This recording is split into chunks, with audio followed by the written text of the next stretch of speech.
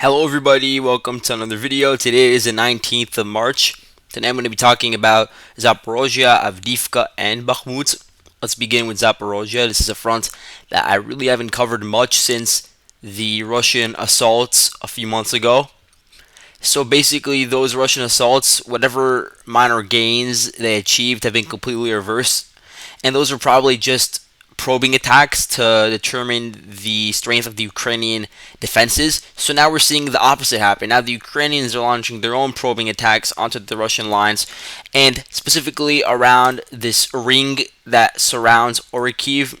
So the one from Avdiivka to Novodanilivka to Bilohirya, this one over here, Ukrainians have been launching probing attacks with their infantry fighting vehicles and armored personnel carriers. The Russian sources report a buildup of Ukrainian vehicles and tanks around the town of Novodanilivka. And then, starting around the 15th of March, I believe, we actually saw the Ukrainians launch these units into these roads leading to the town of Robotyne. So they crossed through the road and through some of the open fields. And whenever they would launch these attacks, they would use smoke screen as cover. But this wasn't enough cover for them as they began their assaults. They were not given adequate drone or tank or infantry aerial or artillery supports from the rear, and so they were really isolated on their own during these assaults, and it's very similar to some of the Russian assaults in this direction in January, February. So the Ukrainians, they were launching these, I think it was with YPR 765s and then also with some M113s. But whenever they would assault the town of Robotyne, they were pushed back by the Russian forces. There's actually a geolocated video of Ukrainians abandoning their infantry fighting vehicles. They had three of them destroyed. Three YPR 765s were destroyed by Russian artillery. The Russian artillery, using Orlan 10s, they were able to determine the precise location of the Ukrainian vehicles, and then they informed the batteries of their locations. The batteries fired, destroyed them. And then there was an extra YPR that was just abandoned. I think the hull is still intact, but the Ukrainians had to retreat from the area, and so they had to leave their equipment there. And so this is just one of the setbacks of launching probing attacks and being on the attack. So any sort of loss is something that has to be anticipated. Again, I don't think this was a real attempt at an offensive at actually taking a town like Robotyne. There's no real reason to take it right now, but it is a gauge at Russia's defensive capabilities, and we do know that the Russians, since really the time of Surovikin in October, have been beefing up the defenses around here, trying to build up a defensive line, not just on the areas directly adjacent to the front lines, but also a bit deeper in like the Russian zone of control around key cities like Tokmak, and then further south Melitopol. But then like around the front line you have Vasilivka, and a lot of different road networks that are important. Because of the rural and flat nature of a lot of this area, it does make it easier for mechanized assaults to occur, so the Russians have to be on the lookout for that. But also because it is open, and it does make it difficult to advance through open fields, especially when you don't have the best sort of artillery supports. In terms of the Ukrainian units operating over here, it was interesting because I saw the 128th Mountain Assault Brigade mentioned. This was a unit that originally fought in Kherson, moved in December to Bakhmut, and now apparently they've been moved to Zaporizhzhia. I think that makes sense because they were probably withdrawn from Bakhmut a few weeks ago, had sent under arrest, and were moved into this sector. And in addition, there were some territorial defense units involved in the Ukrainian assaults. I think you had the 106th Territorial Defense Brigade. If I can find them, here they are. It's the 108th. 124th is here. There are some different territorial defense units. Here's a 106th station in Orikhiv, responsible for the assault, and they were mainly probing the lines of the 291st Guards Motor Rifle Regiment and then the 42nd Guards Motor Rifle Division. And then this division, it includes the 50th Guards Training Artillery Regiment. So they were probably responsible for destroying those infantry fighting vehicles. But anyway, let's go on to Avdiivka, where we do actually have some changes to the front line. Over here, the Russians, we know they took over Krasnohorivka. So since then, they have capitalized on their success, and they have taken over some of the nearby fields, nearby heights. They have infiltrated the Ukrainian trenches and defensive positions around some key ponds, landfills, waste treatment facilities, and I'm going to circle the general area where the fighting is going on right now over here. This is where all of these facilities are located. The Russians were able to take over some key tree lines and roads, and they're now approaching some quarries nearby. And the entire goal of assaulting these positions is to first of all take over some of the peaks so they can get a good view of the town of Stepove, where you have the 110th Separate Mechanized Brigade. And it's also to begin assaulting the coke plant, which is a major industrial facility where you have a lot of Ukrainian troops and equipment stored. So it is important for the Russians to at least isolate this facility as they begin to advance along the flanks of Avdiivka. Now, they do want to also take Stepove because this town is really adjacent to the rail line, so if they're able to take over Stepove, they could cut off Ukraine's access to this supply line. Not like they're really using the rail line, but they are using it, the area around it, just to transport equipment and personnel via just cars or other vehicles. And so, yeah, it is important to cut off those supply lines. And then from Stepove, you could sort of jump to some other towns adjacent to Orlivka, which is over here. So it is important to assault this area. Then, if we go a bit to the south, there was a reported Ukrainian counterattack in the direction of Vodiane and Opitny.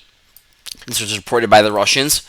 The unit involved was the 116th Separate Territorial Defense Brigade. They are stationed around this town, Sjur I don't know how to say it. And they sent in their 147th Territorial Defense Battalion to assault these towns. They were unsuccessful and suffered some killed, wounded, not anything significant. At the same time, the Ukrainians, they are alleging that the Russians have launched some of their own quote-unquote suicidal attacks, which are similar in nature to the ones that I just talked about for Ukraine in Zaporizhzhia. So those assaults would probably be around this part of Avdiivka, just to the south, assaulting the Ukrainian positions around the coal mine, or around Kamyanka, where you have had previously Russian assaults in this direction, and they have really largely failed to take over the town. So maybe there, Russia saw some losses in terms of personnel and equipment. Also around this entire road, you do have Ukraine with a lot of defenses over there, so clearly that has not been broken, so maybe Russia did run into a wall when they began attacking over there. The Ukrainian sources, they report that in this sector in recent days, the Russians have lost 15 tanks and 9 BMPs. I can't confirm this, but this is what they are alleging. Let's go on to the situation in Bakhmut before we end the video. So this is something interesting. The Ukrainians actually counterattacked in a certain part, just to the south of Ivaniivske. So we know that the Russians had positions very close to Stupochki, but nothing really materialized out of that. I always felt like they were overextended in this area, and especially once they diverted a lot of their resources to fighting on the northern flanks of Bakhmut and within the city itself, I sort of wasn't sure whether you had a large troop concentration in here. So this makes sense that Ukraine took advantage of Russia moving troops elsewhere, and was able to take control again of the forest over here. They also took control of the forest to the east of the Donbass Water Canal over here. So they have been able to relieve a lot of the pressure that was put on the T0504 road and on the town of Ivaniivske. So yes, this is a significant development for the time being, and it will extend the amount of time that Ukraine can defend this town. If we go to the situation within the city itself, the Russians have been able to expand their control. So they were able to really gain a foothold north of Kursunskogo Street. Instead of assaulting Chaikovskogo Street head-on, they've instead diverted their attack to the east, and they're now going in for another sort of pincer move, trying to assault the Ukrainians in the direction of the stadium and like sports facility. And then at the same time, they're trying to advance along this main road into the center of Bakhmut, which I think is in the Vodokanal district, and you can see how another sort of cauldron is trying to be formed, a mini cauldron. I don't think anyone will get encircled in this cauldron. It's just going to be the Ukrainians trying to hold out for as long as possible before they retreat to a shorter front line and have to abandon their positions. So the Russian plan sort of looks like they're trying to shape the battlefield to look more like this, which will bring the front line closer to the city center of Bakhmut. So you can see how the Russians have been able to make some significant gains around the Budanovka district, but specifically in the Zaporizhzhia district is where they've had the most success in recent days, taking over a lot of new blocks. And what this means is that they have been able to really inch closer and closer towards the main facilities around, I think this is Mariupol Street, something to that effect, the road over here. You have some larger structures over here, apartments, stores, so that's really where the fighting has shifted towards.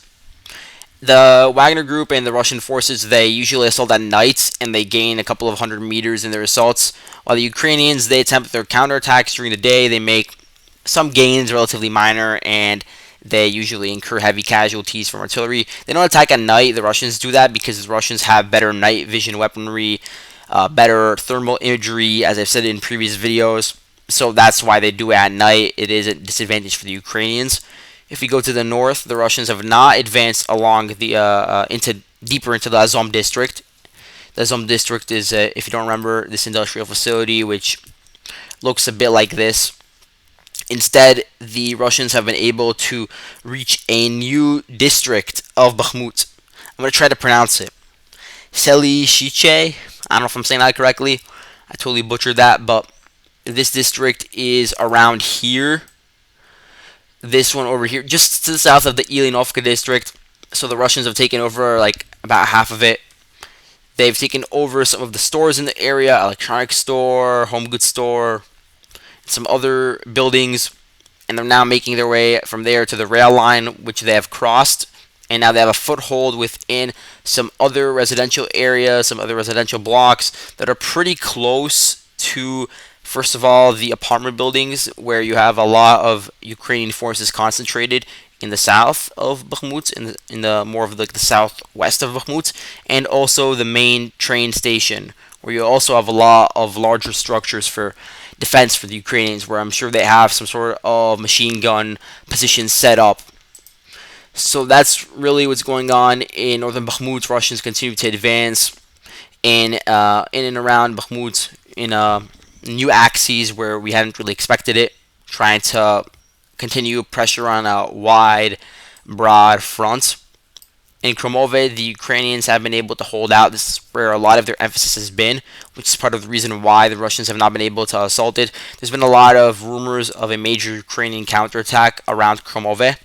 And if that is true, there's also a lot of rumors that the Ukrainians were able to make some significant advances to the south of Avdiivka. I talked about the gains that they actually did achieve, but there are some people that are spreading rumors. I think it was on LiveView AMAP actually. They were able to really advance throughout a lot of these open fields and approach the town of Klishchivka. That's not true to my knowledge. There's no real proof that the Ukrainians made such a significant breakthrough, but it is true that they were able to succeed in some localized counterattacks. So that's the situation today. Thank you guys for watching.